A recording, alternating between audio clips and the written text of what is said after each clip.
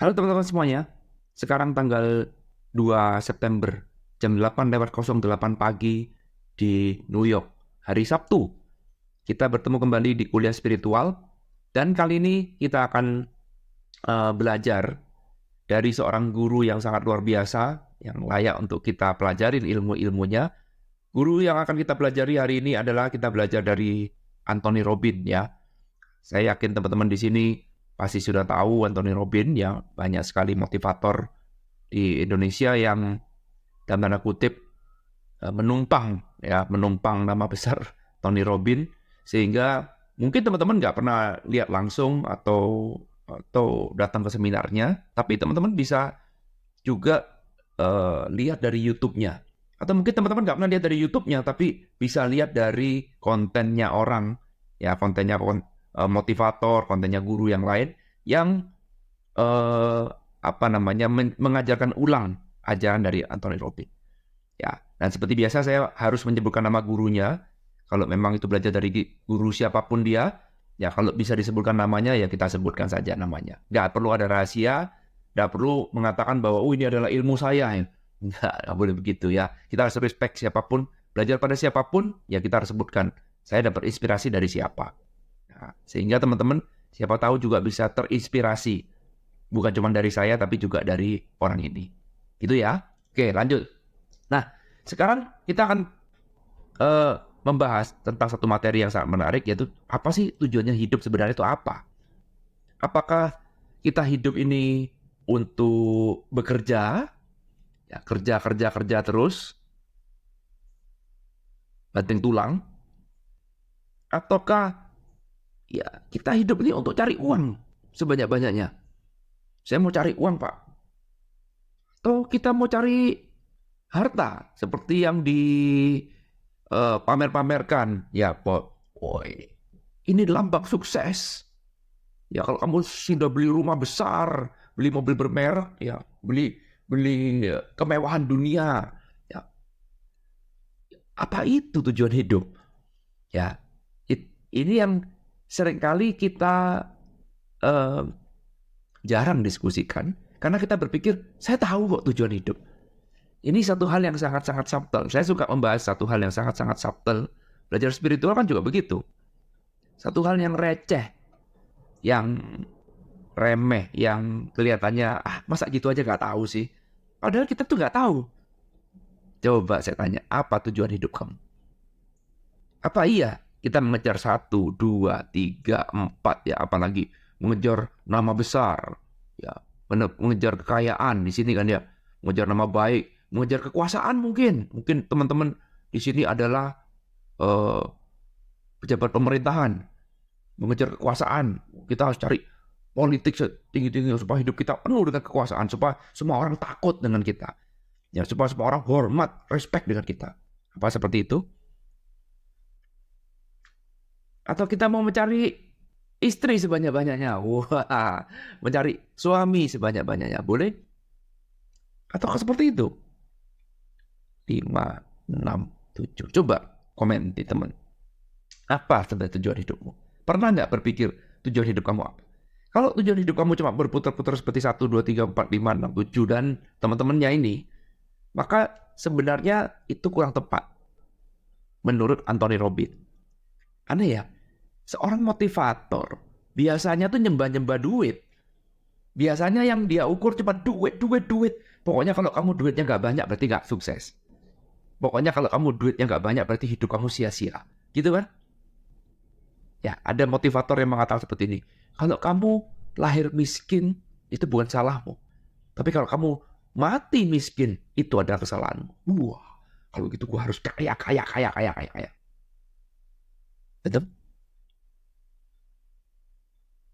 Coba stop sejenak, pause sejenak, renungkan sejenak.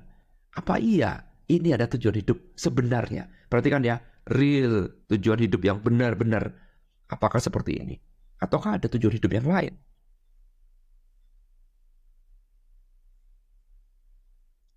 Oke? Menurut Anthony Robbins, ini menurut dia ya, dan ini pelajaran yang sangat luar biasa. Tujuan hidup manusia itu adalah untuk bertumbuh. Catat, tujuan hidup manusia adalah untuk terus bertumbuh. Ini ya. Terus bertumbuh. Karena kita ya pasti bertumbuh kan. Nah, itulah tujuan hidup. Jadi semesta ini menyuruh kamu hidup di dunia ini untuk experience something, betul. Tapi sebenarnya untuk merasakan bahwa kamu ada pertumbuhan. Mau seberapapun kecilnya itu, dengan adanya grow, ini berarti kamu hidup.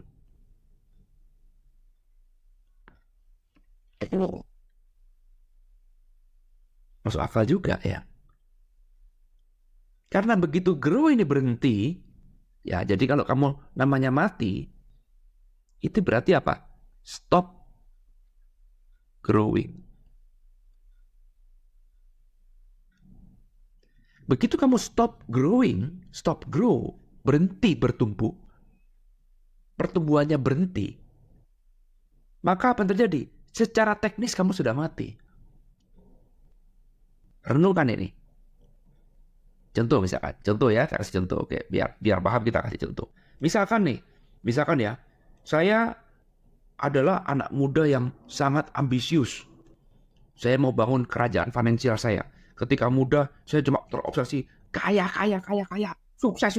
Pokoknya kalau belum kaya, belum sukses. Ya mungkin pedoman hidup saya ada seperti ini. Lu jangan ngomong dengan gua kalau lu belum kaya. Hanya orang yang sudah kaya, yang kita sembah-sembah, yang kita puji-puji. Kalau lu belum kaya, belum bisa ngasih nasihat ke gua. Belum pantas ngasih nasihat ke gua. Wah, dahsyat ya. Ada orang berpikir seperti itu. Ada. Sehingga diasumsi bahwa semua omongan orang yang sudah kaya, pasti itu benar. Omongan orang miskin, siapa lu? Buat apa saya sekolah, Pak? Gurunya miskin semua. Saya mau jadi kaya, karena itu saya tidak usah sekolah. Luar biasa ya. Itu anggaplah saya adalah anak muda yang seperti itu. Nah, anggaplah juga saya akhirnya bisa mencapai semua apa yang saya inginkan. Saya karena kerja keras terus penuh dengan ambisi, sikat kiri, sikat kanan. Ada nggak sih orang yang benar-benar super duper kaya, tapi polos-polos aja? Apa ada? Atau kita menjadi super duper kaya ya memang harus sikat kiri, sikat kanan? Renungkan itu ya. Renungkan. Oke, lanjut. Anggaplah saya benar-benar menjadi kaya. Saya mengatakan, nanti kalau gue udah pensiun, saya mau pensiun seperti yang dikatakan oleh Robert Kiyosaki. Retire young, retire rich. Keren sekali. Umur 35 tahun, saya sudah pensiun. Kaya raya udah. Bisnis saya sudah jalan muter, duit happily ever after. Lalu kemudian apa yang saya lakukan ketika saya pensiun? Saya pergi ke resort, hidup semau saya, bangun seenak-enak saya, ya kan, minum es jeruk, menikmati hidup di kolam renang, jacuzzi, ya pergi ke spa, dipijat santai, ya tiap hari buffet, makan enak, ranjang empuk, tiap hari kerja pindah-pindah dari resort satu ke resort lainnya, tamasya terus, jalan-jalan terus, wah keren gitu rasanya. Tetapi sampai satu titik, coba lihat, apakah ini adalah pensiun yang ideal?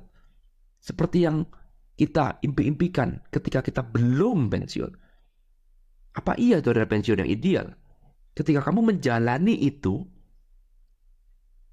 ya kamu dijalani itu, maka apa yang terjadi?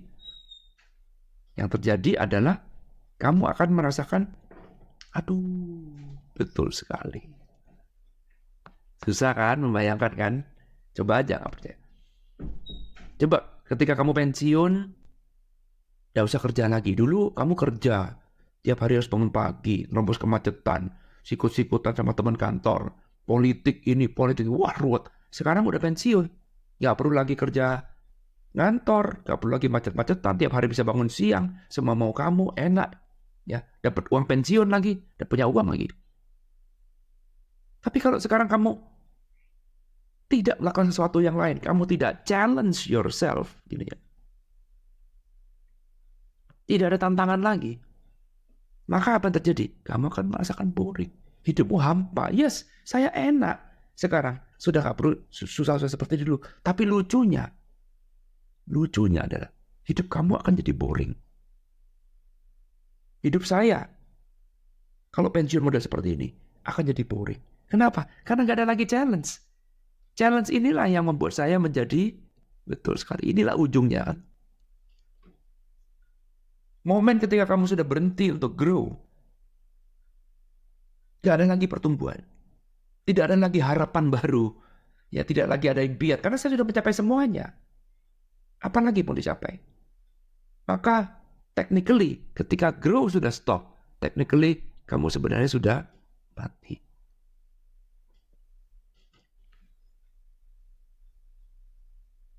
Balik lagi, apa tujuan kamu hidup?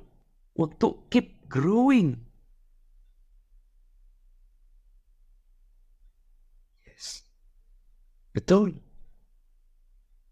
Jadi boleh nggak sekarang ketika saya sudah pensiun, lalu kemudian saya terus berkarya. Saya cari sesuatu untuk fokusnya bukan untuk cari uang lagi.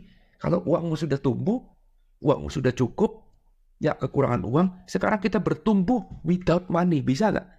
Bisa. Mungkin sekarang, saya tak jadi guru aja lah. Saya pengen jadi guru di pedalaman. Sekarang bisnis saya sudah jalan sendiri, sudah ada anak buah yang ngatur. Sekarang saya tak membumi, saya cari challenge baru. Apa challenge-nya? Saya coba mau mengajar anak-anak SD di pedalaman. Gak usah dibayar. Ada challenge baru. Bisa nggak saya membuat anak-anak itu juara olimpiade misalkan? Bisa nggak saya membuat anak-anak itu jadi punya harapan baru? Punya cita-cita baru? Punya semangat baru? Punya harapan baru? Agar hidup kamu nggak gitu-gitu aja. Boleh? Boleh. Sehingga sekarang saya jadi punya challenge baru. Ya, saya bisa grow. Ketika supaya grow, ada satu paket ya. Ada challenge. Jadi kalau sekarang kamu mengalami problem dalam hidup, itu bagus. Alam semesta memberikan kamu challenge agar kamu tetap bertumbuh. Karena kalau kamu sekarang hidupmu sudah gak punya problem, percaya deh sama saya, inilah yang akan terjadi. Dan hidup boring itu gak enak, teman-teman. Jangan dikira hidup boring itu enak, Pak, yang penting kan punya uang. Oke, karena kamu sekarang tidak punya uang, kamu berpikir punya uang bisa menyelesaikan segala problem. Tapi ketika kamu sudah punya uang, apakah problem akan hilang? No, problemmu adalah ini. Jadi hidup ini adalah untuk bertumbuh, dan bertumbuh. Satu paket dengan challenge. Alam semesta akan men-challenge kamu secara otomatis. Secara terus-menerus. Jangan kamu berpikir bahwa challenge yang diberikan oleh alam semesta itu adalah sebuah karma negatif, sebuah kutukan, sebuah kemarahan dari Tuhan. No. Justru kalau kamu tidak punya challenge, malah kamu berhenti bertumbuh dan technically kamu sudah mati. Boleh nggak punya hope? Nah, ini dia teman-teman. Yes, of course. Siapa bilang kelas spiritual kita nggak boleh punya hope? Nggak juga. Kamu kalau sudah tidak punya lagi harapan, lalu buat apa hidup? Perlu harapan, perlu. Boleh nggak punya desire? Boleh. Ya, Anda nggak salah dengar. Kita bukan kelas spiritual yang lurus, anti dengan desire. Nggak mungkin, desire inilah yang menggerakkan kamu kan. Yang nggak boleh adalah over, betul sekali. Nah itu ya, diulang-ulang. Over desire nggak boleh, over hope juga nggak boleh. Tapi kalau hope-nya sendiri boleh nggak? Boleh. Kalau desire-nya sendiri boleh. Boleh, namanya kita manusia. Kita bukan Tuhan, kita bukan dewa, kita bukan malaikat. Yang mungkin nggak punya hope, nggak punya desire. Kita juga bukan orang tercerahkan, yang katanya sudah desireless. Kita masih orang biasa. Perlu nggak punya hope? Perlu. Perlu nggak punya desire? Perlu. Perkara nanti besok-besok kamu sudah tercerahkan, mengatakan, desire itu cuman ilusi dunia, boleh. Ya boleh. Tapi sekarang kita belum tercerahkan kok. Kita masih on the way tercerahkan. Jadi perlu nggak hope? Perlu nggak desire? Perlu. Inilah yang akan membawa kamu untuk menuju grow kan? Betul? Kalau hidupmu sekarang sudah desireless, apa-apa sudah mengalir, kamu apa sih tujuan hidupmu? Waduh, nggak tahu, Pak. Apa sih yang kamu inginkan? Nggak ada, Pak. Hidup saya mengalir aja. Apapun itu sudah terbaik, Pak. All is well. Waduh. Ya, sekali lagi. Poin utamanya adalah jangan pernah berhenti untuk terus bertumbuh. Yes. Jangan berhenti bertumbuh. Kamu belajar ilmu satu. Jangan cuma, oh saya sudah puas, Pak. Satu ilmu udah. Ya hebat. Saya jagonya Ho'oponopono udah. Master Ho'oponopono. Sak dunia gak ada yang lebih hebat daripada saya. Maka, ya ketika kamu mengatakan, sak dunia lebih hebat, gak ada yang lebih hebat daripada saya. I am the best of the best. Berarti bertumbuh, betul? Ketika kamu merasa, saya sudah tahu segalanya, berarti bertumbuh.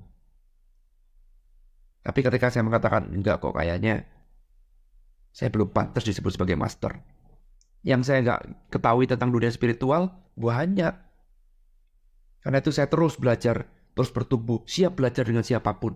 Gak besar kepala mengatakan, saya ahlinya, dari ahli, ahlinya ahli. Wah.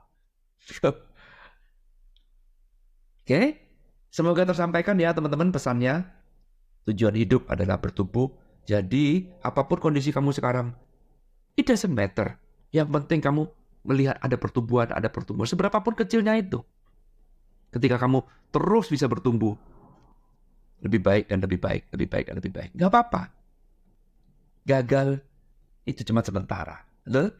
Ya ada problem, datang dan pergi. It's okay. Kita jalanin aja hidup kita. Yang penting kamu lihat ada pertumbuhan gak? Teruslah bertumbuh. Karena memang itulah tujuan hidup kita sebenarnya. Ingat, fokusnya kemana? Pertumbuhan. Apakah hidup kamu sekarang ada pertumbuhan gak? Kalau iya, that's good. Itu namanya kamu benar-benar hidup. Tapi kalau tidak, segera cari challenge. Sebelum alam semesta men-challenge kamu. Carilah challenge. Sharingkan. Mungkin kamu sekarang sudah berlimpah harta. Atau mungkin kamu super duper putus asa sekarang. Gak tahu lagi apa yang mau dilakukan. Solusi dari semuanya itu adalah share. Challenge yourself to share to others. Berbagilah dengan orang lain. Maka grow akan bertumbuh. Coba lihat. Kamu menjadi buntu. Kamu menjadi stuck. Kamu menjadi gak tahu apa yang kamu lakukan. Karena kamu gak pernah share. Karena kamu berhenti share. Untuk bisa bertumbuh, sharingkan. Mungkin kamu ingin sharing pengetahuan yang kamu punya. Kamu jadi guru. Itu challenge. Gak gampang lo ngajar itu. Stres lo ngajar itu. Kamu jadi guru. Tanpa dibayar. It's okay. Yang penting saya punya sebuah goal. Saya ingin melihat murid-murid saya jadi sukses. Wah. Gak langsung berhasil. Enggak. Kamu mesti belajar lagi. Belajar lagi. Belajar lagi. Tapi challenge demi challenge akan membuat kamu terus bertumbuh. Terus bertumbuh. Terus bertumbuh. Fokus pada pertumbuhannya, bukan kepada 1, 2, 3, 4, 5. Seolah-olah ini adalah sebuah end goal. Tidak akan ada namanya end goal, teman-teman. Tidak akan ada. Berapapun uang yang kamu targetkan akan tercapai, kalau tercapai kamu akan bikin target baru. Tidak akan ada akhirnya. Karena itu jangan fokus pada end goal-nya, fokuslah pada pertumbuhannya. Kenapa? Karena setiap goal itu pasti kamu ada perjalanannya. Nah disitulah grow itu berada. Fokus pada perjalanannya, bukan pada tujuan akhirnya. Semoga bisa tersampaikan. Sharingkan teman-teman, bagaimana pendapat teman-teman semuanya. Tentu saja teman-teman boleh setuju, boleh gak setuju ya. Namanya juga kita belajar. Dan sekali lagi, ilmu ini saya belajarnya dari Anthony Robbins. Saya cuma copy paste ajarannya dia. Kita boleh diskusikan mana yang baik, dicatat, diaplikasikan. Mana yang nggak setuju, yang buruk, ya tinggal dibuang saja. Gampang kan? Nggak perlu berdebat, nggak perlu marah-marah. Thank you teman-teman udah nonton video ini. Ketemu lagi di video kuliah spiritual selanjutnya. Thank you. I love you all. Bye.